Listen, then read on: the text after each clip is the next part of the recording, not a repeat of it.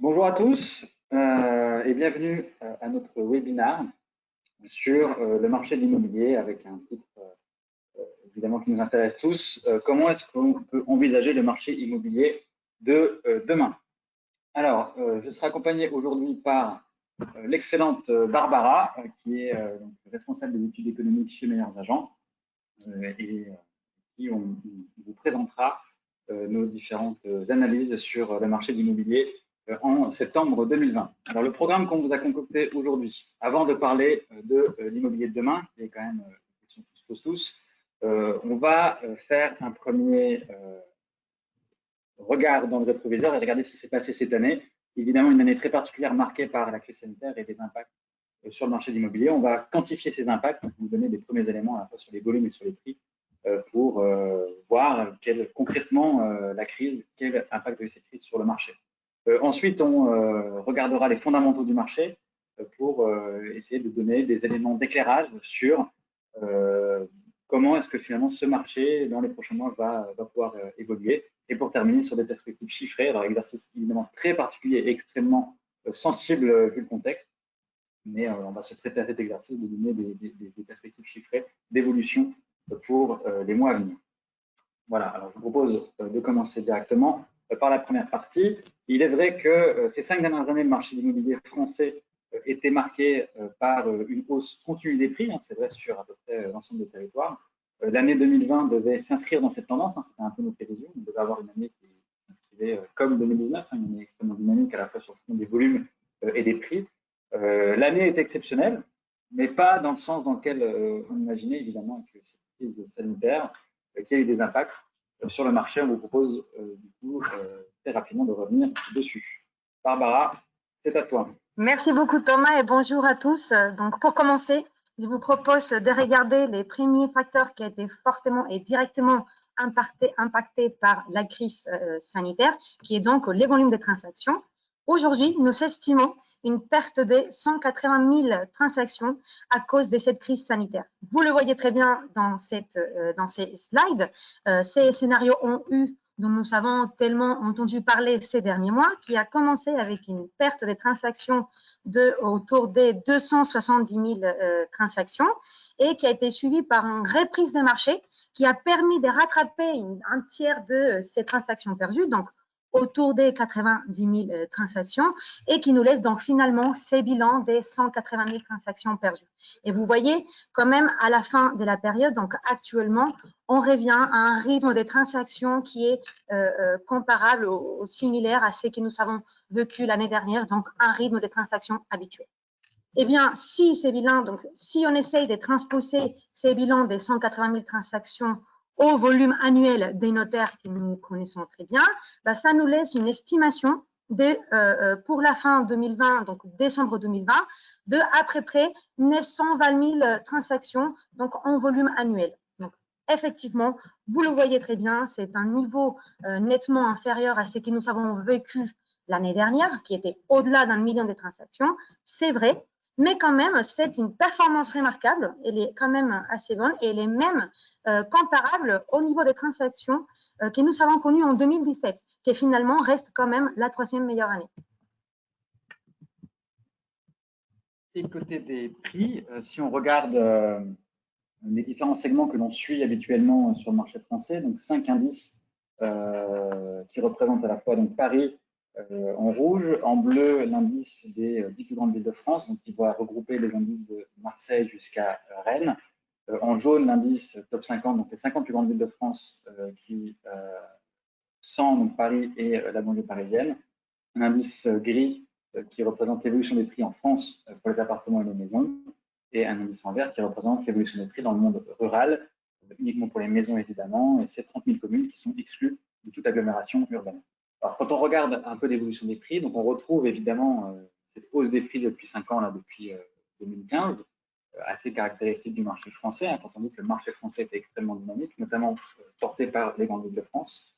Et vue d'avion, on se rend compte que les 12 derniers mois, donc de septembre 2019 à septembre 2020, la tendance était la même pour l'ensemble du marché. Paris a pris 5% presque 5% sur les 12 derniers mois. Le top 10, c'est pareil. Presque 4% sur le top 50. et le classique 2% en France et même 1% sur les zones rurales. Mais ces grands chiffres cachent évidemment en fait, des énormes disparités et surtout un ralentissement depuis cette crise sanitaire. On le voit bien, on a une année qui est coupée en deux, on le voit très clairement là sur l'indice à Paris avec ce plateau depuis le printemps où en gros, en fait, il ne se passe plus grand-chose, les prix stagnent, ne bougent plus trop. Alors, moins 0,4, c'est vraiment pas beaucoup significatif. Ce qui est vraiment significatif sur l'ensemble des segments, c'est cette rupture quant à l'évolution des prix qu'on pouvait connaître les mois précédents. On avait un printemps qui était extrêmement dynamique, avec des villes qui ont monté presque de 20% partout. C'était assez fort. On pensait qu'on aurait un printemps exceptionnel. Pour une fois, on est plus sur un gros plateau.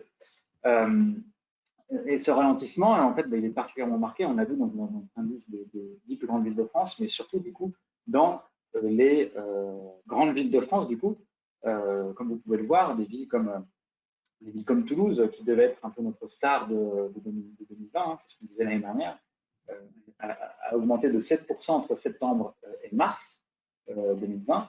Et depuis le confinement, en fait, Toulouse ne bouge plus. On est sur une stagnation globale des prix.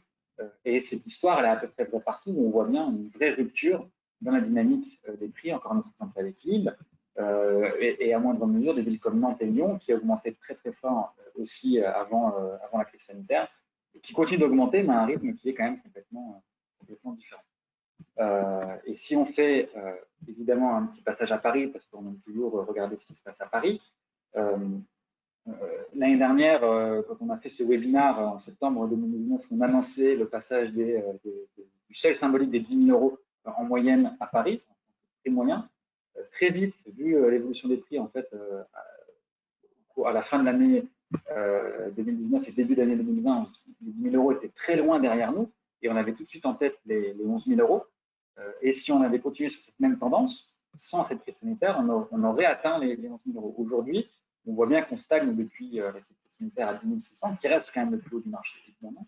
Mais les 11 000 sont désormais relégués aux histoires anciennes, en tout cas, et ne vont pas être atteints tout de suite. En tout cas, pas pour le moment. C'est pas le projet. Voilà, donc ça, c'était vraiment le bilan.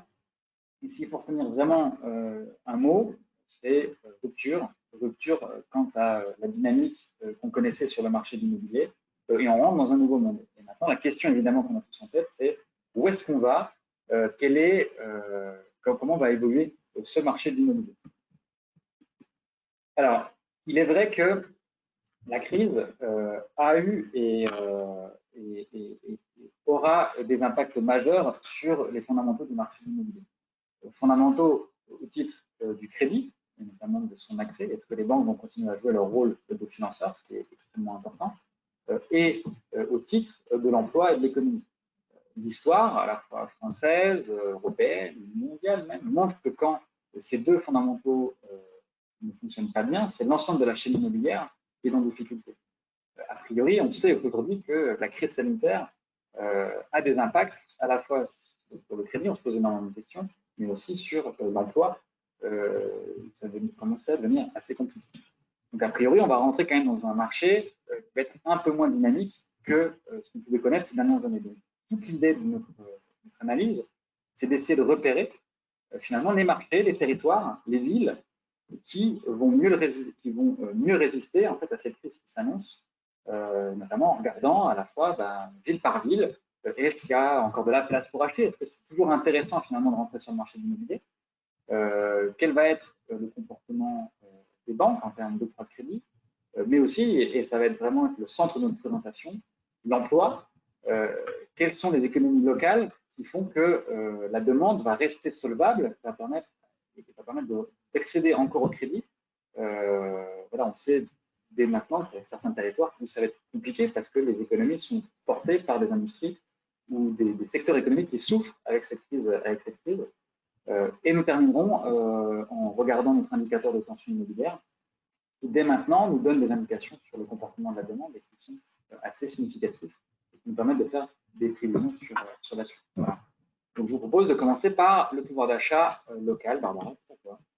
Très bien, merci. Donc, pour regarder, s'intéresser au pouvoir d'achat immobilier et plus précisément répondre à la question est-ce qu'acheter aujourd'hui c'est toujours un bon plan?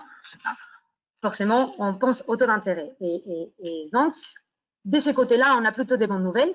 Les taux d'intérêt baissent depuis quelques années et aujourd'hui atteint des niveaux historiquement bas. On est donc, si on regarde les données de la Banque de France, les taux d'emprunt immobilier à 20 ans, on est très proche de 1%. Et encore, si on compare à il y a un an, on constate qu'il y a une baisse significative dans ces taux d'emprunt immobilier. Encore il y a un an, on était à 1,44. Donc, vous l'avez compris, aujourd'hui, on est sur un environnement des taux d'intérêt historiquement bas et qui forcément vont jouer sur la capacité d'emprunt des ménages. Bonne nouvelle et encore meilleure nouvelle parce que ces taux d'intérêt vont rester bas dans les mois, les années à venir, compte tenu de l'ensemble des politiques monétaires qui sont menées aujourd'hui par la Banque centrale européenne. Donc, effectivement, grâce à ces coûts de financement qui est extrêmement faible aujourd'hui et qui a encore baissé si on le compare à l'année dernière, on a réussi à compenser cette hausse des prix généralisée en France aujourd'hui, ce qui fait que finalement, le pouvoir d'achat immobilier s'est maintenu si on le compare au pouvoir d'achat il y a un an. Et aujourd'hui, en France, on est sur un pouvoir d'achat des 76 mètres carrés, ce qui reste parfaitement correct. Donc, vous le voyez, pas de dégradation en termes de pouvoir d'achat. On est bon, c'est toujours un bon plan d'acheter. Et encore mieux, si on regarde si on regarde la durée d'amortissement de l'achat d'un bien immobilier comparé à la location de ces mêmes biens, on constate que comparé à l'année dernière, cette durée d'amortissement a été raccourcie. Et finalement, ça nous donne quand même un panorama qui est extrêmement bénéfique pour les acheteurs immobiliers, puisqu'en France, c'est quand même un chiffre assez exceptionnel, la durée d'amortissement d'un bien immobilier en moyenne est de moins de 300. Donc, effectivement, on est toujours sur des bonnes conditions, les crédits restent, les coûts de financement restent très faibles et c'est donc en faveur de pouvoir d'achat des ménages. Et ceci est vrai aussi dans les grandes villes de France. Vous le voyez dans cette carte, on est à peu près en vert dans l'ensemble des grandes villes de la France, à quelques exceptions. Effectivement, il y a Paris, Bordeaux, Nice ou Lyon, où on est un petit peu moins bon en termes de pouvoir d'achat, mais qui finalement, ce n'est pas vraiment des surprises parce que ce sont des villes qui, déjà, il y a un an, elles étaient dans l'orange, elles étaient déjà dans le rouge. Et bon, Lyon, ce n'était pas encore le cas, mais on avait déjà quand même des inquiétudes. On avait déjà mis le warning sur cette ville-là. Bah, finalement, cette année, ça s'est concrétisé et c'est donc pour ça qu'en termes de pouvoir d'achat et durée d'amortissement, Lyon devient en orange. Mais bon, l'idée au global, c'est que les indicateurs sont bons, on est au vert, le pouvoir d'achat est toujours intéressant. Alors, on nous dit dans l'oreillette que j'ai oublié de préciser que vous pouvez évidemment, avec grand plaisir, poser des questions via l'outil qui est mis à votre disposition. On ne pourra pas y répondre en direct parce qu'évidemment, on n'a pas le temps. Mais on pourra, évidemment, on vous répondra par email après cette session. Donc, voilà. Alors, merci Barbara. Donc, a priori, il est toujours très intéressant de rentrer sur le marché de l'immobilier compte tenu des taux qui sont bas et qui vont le rester. La grande question, c'est est-ce que tout le monde, finalement, va avoir accès à ces taux, ce qui était quand même un peu le cas auparavant. Il n'y avait pas vraiment de filtre sur le crédit, à part du filtre habituel, mais pas de grand changement dans la politique des banques. C'est un peu ce qui va changer. On a déjà commencé à en parler au début de l'année avec les recommandations du Haut Conseil de stabilité financière, qui a fait pas mal de bruit sur le marché cette année, où, de manière très rapide, on demandait aux banques d'être beaucoup plus prudentes quant à l'accès au crédit et de faire attention notamment à l'apport, de faire attention aux revenus des ménages, de faire attention au taux d'effort et en listant certaines règles assez spécifiques. Conjugué évidemment à la crise sanitaire, on voit que les banques, si on conjugue évidemment ces recommandations du Conseil de stabilité financière avec les crises sanitaires, on voit que les banques commencent à être plus prudentes. C'est ce qu'on illustre, on essaie d'illustrer avec ce slide qui est, je le conçois pas hyper lisible, mais détailler ensemble, ça va être plus simple. Si on regarde 4 grandes dimensions du crédit, la première, c'est le graphe en haut à gauche, on parle du taux d'apport. C'est le taux d'apport apporté par les emprunteurs quand on fait un crédit. On voit que sur les 6 dernières années, le graphe commence en 2014, on voit que sur les 6 dernières années, le taux d'apport apporté par les emprunteurs diminuait fortement. On voit qu'on a très clairement, depuis le début de l'année et même au cours de l'année 2020, on a un changement de tendance très net par rapport à ce qui se faisait ces 5-6 dernières années. Donc, un apport, les banques demandent plus d'apports aux emprunteurs. Sur le graphe qui est en haut à droite, on regarde ici, c'est la distribution en termes de classe d'emprunteurs sur le revenu. La courbe rouge représente les emprunteurs qui sont les plus aisés, donc qui ont des revenus au-delà de 5 SMIC. La courbe bleue, les moins aisés avec des revenus inférieurs à 3 SMIC. Et on voit qu'encore une fois, on a une rupture dans l'accès au crédit. On voit que les moins aisés, du coup, accèdent moins au crédit en 2020 par rapport à 2019. Donc, un changement aussi de comportement au profit des plus aisés. On voit qu'encore une fois, on a un changement dans l'accès au crédit. Sur le graphe en bas à gauche, ce qu'on regarde ici, c'est la part des crédits de plus de 25 ans et plus. Encore une fois, c'était aussi une des recommandations du Conseil de stabilité financière en disant attention, on prête sur des durées qui sont trop longues, les banques sont trop exposées. Et on voit que depuis le début de l'année et depuis le début de l'année, un changement également de tendance, ou avec des prêts qui ont tendance à se réduire avec une durée qui semble plus courte qu'auparavant. Et encore une fois, un changement de tendance. Et pour terminer, les dernières recommandations portaient aussi sur les investisseurs et demandaient aux banques de calculer des taux d'effort pour les investisseurs avec un changement de formule. Et on voit que pour l'instant, ça impacte aussi les investisseurs, puisqu'on en a un peu moins qu'avant, et notamment qu'à la fin de l'année 2018. Donc, d'une manière générale, des recommandations qui commencent à être un peu suivies, on le voit, et qui impactent la production de crédit. Alors, ce n'est pas des chiffres extraordinairement fous, mais c'est des chiffres quand même qui sont vraiment en rupture par rapport, encore une fois, par rapport à ce qu'on pouvait faire les années précédentes. Alors, qui finalement va être exclu du crédit? Ça va être vraiment embêtant pour qui toutes ces règles et ces crises. Ça va être embêtant pour les ménages qui ont des taux d'effort qui sont au-delà de 35%. Donc, les banques là, vont vraiment grincer des dents pour ce type de profil. Ça représente aujourd'hui, c'est 26% de la production de crédit. En tout cas, c'était le cas en 2019. Ça va être très compliqué pour les ménages qui vont essayer de surfinancer leur crédit immobilier. Aujourd'hui, en 2019, ça représente 15% des ménages qui empruntaient sans apport. Et ça va être aussi embêtant, plus compliqué, pour les investisseurs qui représentaient 15% des crédits. Alors, je ne dis pas qu'on va faire la somme, qu'il faut faire la somme de tout ça et que c'est tout ça qui va. Toutes ces personnes-là vont être exclues du crédit. C'est pour vous donner des ordres de grandeur quant à fait qu'on va resserrer les conditions de crédit. Et pour ces populations-là, ça va être demain, c'est déjà un peu plus compliqué, et ça sera demain encore plus compliqué. Et elles ont, pour accéder au crédit, ont intérêt à montrer des dossiers très costauds. Donc, si on résume ces deux premières parties, des taux qui vont rester bas, des taux qui sont bas, qui vont rester bas, qui vont permettre d'avoir un pouvoir d'achat immobilier qui est très intéressant sur l'ensemble du territoire français, mais un crédit qui sera accessible à une part moins importante du marché et un crédit qui sera resserré sur les meilleurs profils d'emprunteurs et les plus aisés. Voilà. La véritable clé territoriale, ça va être l'emploi. Vous voyez là où on veut en venir, et c'est là où il y a des gros impacts, évidemment, sur le marché. Donc, effectivement, je pense qu'à peu près tout le monde a en tête un peu ce qui se passe avec l'emploi. Et donc, cette courbe-là, elle est très illustrative pour cela. Vous voyez ici le taux de chômage, plus les prévisions ou les projections de taux de chômage effectuées par la Banque de France. Après la suite de cette crise sanitaire. Donc, c'était une évidence. Depuis quelques années, les taux de chômage étaient en baisse.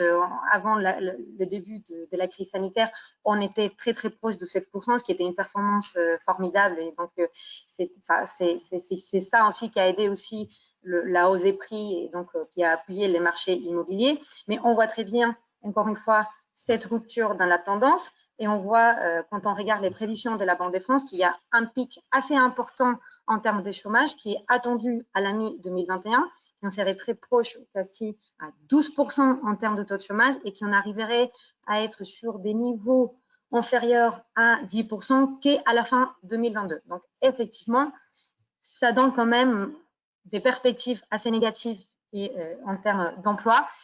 qui aura donc, c'est une évidence, des conséquences négatives sur la demande immobilière. Mais, ceci dit, cette image, c'est au global, mais effectivement, on attend quand même des hétérogénéités entre les territoires dépendant du tissu économique des villes. L'impact de cette érosion de l'emploi ne sera pas les mêmes. Pour illustrer cela, nous vous proposons de regarder deux indicateurs locaux du marché de l'emploi qui sont construits avec des données du Pôle emploi et de la DARES. Premier indicateur qui représente la destruction d'emplois à date, c'est tout simplement l'augmentation des demandeurs d'emploi en catégorie A, B et C entre février et juillet 2020. Donc, cet indicateur va nous représenter donc, la destruction d'emplois qui a déjà eu lieu. Et deuxième indicateur, celui-là qui représente la part de l'économie encore à l'arrêt et qui est construit à base du nombre d'équivalents en temps plein en chômage partiel depuis la fin du confinement. Et ça, c'est important. Donc, vous voyez, ce sont des indicateurs très complémentaires parce que donc, le deuxième indicateur, il va nous donner plus cette idée des économies pour lesquelles la destruction d'emplois ne s'est pas encore matérialisée, mais qui sont fortement exposées à la reprise économique et qui, à tout moment, pourraient basculer ces gens au chômage partiel en vrai chômage. Donc, on va commencer par regarder notre premier indicateur, donc celui-là de la destruction d'emplois entre février et juillet 2020. Premier constat, on voit des hétérogénéités très importantes entre nos grandes villes de France. À gauche de notre graphique, vous voyez Paris, où le nombre de demandeurs d'emploi n'a augmenté que de 1,5 et à l'extrême opposé de notre graphique, des villes touristiques comme Nice et Cannes, pour lesquelles l'augmentation des demandeurs d'emploi est plutôt autour des 5 points. Donc, effectivement, des différences assez importantes, d'autant plus si on croise cette information avec les taux de chômage avant la crise sanitaire. Et à ce moment-là, on se rend compte que ces villes qui aujourd'hui sont déjà en train de souffrir en termes de destruction d'emplois, ce sont des villes qui avaient déjà des taux de chômage assez élevés. Des exemples comme Roubaix ou Béziers, vous le voyez. Et ça fait donc qu'en résumé, les économies qui étaient déjà en difficulté, aujourd'hui, à cause de cette crise sanitaire, elles sont encore plus fragilisées. Maintenant, si on regarde notre deuxième indicateur, celui-là qui représente la part de l'économie qui est encore à l'arrêt, encore, vous voyez des grandes disparités, mais le principal message à retenir, c'est que on voit que les villes qui sont dans le rouge, donc les villes pour lesquelles la part de l'économie encore à l'arrêt dépasse 13% de la population active, ce sont les villes locomotives. Ce sont les villes qui, jusqu'ici, tiraient les marchés de l'immobilier vers le haut. Des exemples très emblématiques, on a Lyon, on a Toulouse, on a Paris. Aujourd'hui, ces villes-là, elles se retrouvent dans le rouge parce qu'une énorme partie de leur population active est encore à l'arrêt et elles sont fortement exposées et elles dépendent fortement de la reprise économique. Et elles pourraient donc être fortement en difficulté si cette reprise économique se faisait attendre. Et pour finir la partie de l'emploi, on vous propose de croiser ces deux indicateurs pour vous montrer un peu la cartographie de l'emploi. Et donc cet exercice nous a permis d'identifier 3 groupes des villes. Un premier groupe qui est Nice et Cannes. Donc en rouge, c'est les villes pour lesquelles l'ensemble de la situation de l'emploi est un peu compliquée, les perspectives ne sont pas très bonnes. Deuxième groupe, celui-là en violet, ce sont des villes souvent industrielles pour lesquelles elles sont déjà en train de souffrir parce que la destruction d'emplois s'est déjà matérialisée. Et un troisième groupe, celui-là des villes en bleu, jusqu'ici les locomotives du marché, qui aujourd'hui sont fortement à risque et qu'il faudra attendre quelques mois pour voir leur évolution en termes d'emploi. Donc, message au global, vous voyez, il y a des différences dans les types d'exposition entre villes et des différences dans la situation de l'emploi entre les villes françaises, entre les grandes villes françaises. Mais au global, il y a une dégradation, une érosion de l'emploi qui est évidente. Et donc, ça va peser forcément sur la demande et ça aura des conséquences sur la demande immobilière. Et dernière partie, vous connaissez notre indicateur de tension immobilière, notre outil qui mesure le rapport de force entre l'offre et la demande sur une zone donnée. C'est un indicateur qu'on exprime en pourcentage qui représente le surplus de demande par rapport à l'offre. C'est-à-dire que quand on a un outil qui est supérieur à 0, par exemple un outil à 1%, Ça veut dire qu'on a, sur une zone donnée, à un moment donné, 20% d'acheteurs en plus que de vendeurs. Donc, un outil positif et assez fort laisse présager un marché qui est quand même plus dynamique, des volumes orientés à la hausse et des prix qui vont suivre et qui seront orientés à la hausse dans les prochains mois. C'est plutôt un indicateur avancé en termes de dynamique future du marché. Quand l'outil se rapproche de zéro et que quand l'outil se rapproche de zéro ou est inférieur à zéro, là plutôt on est sur un marché qui est en train de changer et qu'effectivement un outil inférieur à zéro va montrer qu'on a plus d'offres que d'acheteurs, mais a priori un marché orienté à la baisse. Alors, si on regarde un peu ce qui s'est passé sur l'outil cette année, on regarde l'outil en mars 2020, on avait des outils avant le printemps qui étaient vraiment forts, notamment dans les grandes villes de France. Paris, un outil à 26%, dans le top 10 en moyenne à 21%, c'est extrêmement fort. Donc, ce qui présageait encore une fois d'un printemps et d'une fin d'année 2020 extrêmement dynamique. On voit que l'histoire est un peu pas la même, puisque un outil qui a fortement baissé à Paris et dans les 10 grandes villes de France. Dans les autres villes, à la fois sur le top 50 ou même France entière, c'est évidemment un indicateur qui est plus lent, mais on voit que ça n'a pas tellement bougé, ça a surtout, la demande a surtout été impactée dans les grandes villes de France, et c'est évidemment en lien avec ce que Barbara vient de raconter sur l'emploi, qui souffre et qui risque d'encore souffrir, notamment dans nos anciennes locomotives, ce qu'on avait des années précédentes. Et ça, c'est quelque chose évidemment qui est particulièrement nouveau. Et pour illustrer les changements dans les 10 grandes villes de France, vous avez le détail sur ces deux cartes, l'état en mars 2020, donc avant le confinement, et l'état d'outils aujourd'hui. On voit que dans la plupart des grandes villes de France, c'est pas la plupart, hein, c'est dans toutes les villes, en fait, l'outil a baissé et n'a plus rien à voir avec ce qu'il était avant ce fameux printemps de l'enfer. Voilà, il y a des villes comme Toulouse, des villes comme Lille qui avaient des outils qui étaient extrêmement forts, à 30%, c'est extrêmement fort. Même elles ont pas mal chuté, alors sont encore dans le vert. Ça montre que ces villes-là ont encore une réserve de demande, mais que plus la reprise va se faire attendre, plus évidemment la demande va souffrir. Voilà, il y a des baisses très fortes, hein, des villes comme même Montpellier, des villes comme Lyon, Rennes et Nantes, etc. C'est des baisses d'outils très significatives et qui montrent qu'on est sur un changement de tendance. Pour rappel, cet indicateur-là, on le suit quand même depuis quelques temps maintenant, et c'était lui qui nous avait permis de dire qu'en 2015, le marché était en train de repartir et on avait des prévisions disant que ça allait repartir à la hausse. Et c'est ce qui s'est passé quelques mois plus tard. Voilà. Et donc, si on fait le bilan, Barbara, de tout ce qu'on vient de se dire. Très bien, merci. Et du coup, maintenant qu'on a fini avec les tours de tous nos indicateurs, on est capable de vous faire un petit bilan et répondre à la question qui intéresse tout le monde, c'est finalement quel est le potentiel de résilience de chaque ville. Ben bien, ici, c'est un peu le résumé avec les 11 plus grandes villes de France.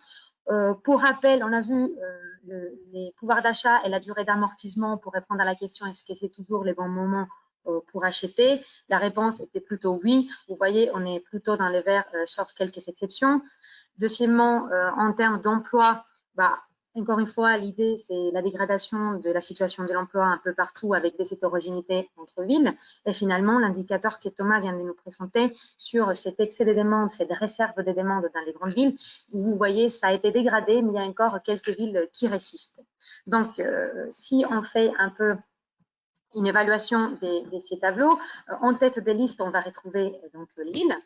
C'est un peu une évidence, vous les voyez, elle est assez dans le vert et en termes d'emploi particulièrement, c'est une des villes qui a les moins souffert et qui est moins à risque par l'avenir. Ceci couplé avec l'effet qu'il y a encore une forte réserve des demandes dans le marché, ça nous fait penser que Lille serait la ville qui pourrait le mieux résister dans le mois à venir à cette crise sanitaire et ses conséquences économiques sur les marchés de l'immobilier. Et au contraire, tout en bas du tableau, on va retrouver les exemples de Montpellier et Nice, qui particulièrement sont pour nous, font partie des villes qui ont les perspectives les plus négatives, tout simplement parce qu'on voit d'ores et déjà qu'elles sont en train de souffrir en termes de destruction d'emplois qui s'est déjà matérialisée. Et bon, comme exception, je pense que vous l'avez tous vu, si on regarde Paris et qu'on regarde un peu les couleurs des indicateurs, en vérité, on pourrait se dire, Paris, elle ne devrait pas être en tête de ces classements. Mais bon, pour nous, ça reste quand même une exception parce que finalement, Paris, c'est une grande ville qui produit énormément de richesses. Il a un énorme potentiel. Les tissus économiques est extrêmement fort, est extrêmement dynamique. La réserve dans l'emploi, elle est encore très forte avec des taux de chômage qui restent très, très faibles. Et c'est donc ça qui, aujourd'hui, nous fait penser que bon, Paris, quand même, reste une exception et elle pourrait donc bien résister. Et donc, ça veut dire quoi ces petites étoiles en termes de perspective, en termes d'éléments chiffrés sur le marché de l'immobilier? On va se prêter à ce jeu extrêmement difficile cette année, comme d'habitude. Encore plus cette année, vu le contexte. Alors, vu le contexte, vous allez me permettre de prendre des énormes hypothèses sur la suite. La première hypothèse, c'est que on n'a pas de nouveau reconfinement, même local, qui pénaliserait évidemment très fort notre économie. Alors, on a écrit ces mots avant de voir ce qui se passait à Bordeaux ou même encore Marseille. On n'est pas encore en termes de confinement global, mais voilà. Une de nos suppositions sur la suite, c'est de dire qu'on ne va pas être de nouveau reconfiné. La deuxième hypothèse, c'est sur la trajectoire du taux de chômage. On part du principe que ça va rester celle qui est estimée par la Banque de France, donc une hausse violente jusqu'à mi-2021 qui va frôler les 12% de taux de chômage, et ensuite un chômage qui rebaisserait pour atteindre 10% en 2022. C'est-à-dire qu'il y a même 2 ans pas spécialement sympathiques qui arrivent devant nous. La troisième hypothèse, c'est de dire que les banques ne vont pas couper le robinet du crédit. Aujourd'hui, on en est loin. C'est vrai que la dernière fois, en 2012, les banques avaient divisé la production de crédit par 2,5, ce qui évidemment avait impacté énormément le marché de l'immobilier. On n'en est pas là aujourd'hui. Elles vont réduire un petit peu. Ça va légèrement éroder la demande, mais c'est surtout une action de prudence et pas on ne va pas couper le robinet du crédit. Et la quatrième grande hypothèse, c'est de dire que les filets de sécurité qui sont mis en place par le gouvernement vont continuer à jouer leur rôle protecteur envers notre économie. Voilà, ça c'est nos quatre grandes hypothèses. Pour faire cette conclusion, qu'a priori on va rentrer dans une nouvelle ère pour le marché immobilier français. Une nouvelle ère puisque la hausse des prix qu'on pouvait connaître ces 5 dernières années, en fait, elle va s'arrêter. Elle va s'arrêter puisque la demande va s'éroder avec un marché de l'emploi qui est affaibli. C'est des choses qu'on a pu discuter dans ce webinaire. Cependant, on n'imagine vraiment pas les prix s'effondrer. Puisque les taux d'emprunt vont rester favorables. Certes, ils seront moins accessibles à l'ensemble de la population, mais ils seront accessibles à des meilleurs profils d'emprunteurs, en tout cas ceux qui sont jugés comme les moins risqués par les banques. Mais ces taux qui vont rester très bas, recentrés sur une certaine frange de la population, vont faire en sorte que mécaniquement, les prix ne vont pas du tout s'effondrer. Le troisième état de fait, c'est que les grandes villes, les grandes locomotives qui tiraient le marché ces dernières années, elles vont caler. Et ça, c'est un peu une nouveauté par rapport à ce qu'on pouvait connaître ces dernières années. Ces marchés qui étaient très tendus ont encore évidemment un peu de marge. C'est ce qu'on a vu avec Nutretti. Il y a des outils qui restent favorables dans pas mal de grandes villes, qui restent supérieures à zéro. Elles ont de la marge pour absorber le choc, mais plus la reprise se fait attendre, plus elles vont être en risque et plus ces grandes métropoles vont être exposées et risquent de voir nos marchés immobiliers vraiment coincés.